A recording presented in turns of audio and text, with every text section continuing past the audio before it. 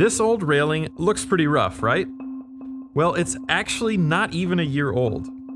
This is Evan's railing. Don't let his story become yours. I describe myself as a pretty handy guy. I can do pretty much anything DIY.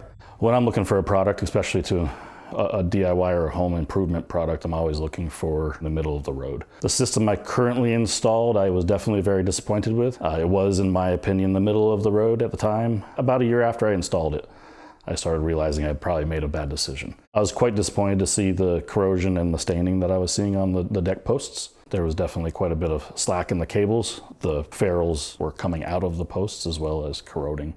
I was surprised to get a phone call from Cable Bullet wondering if I'd be interested in doing a swap out, and I was excited to explore the process of replacing the inferior product I installed with a better product.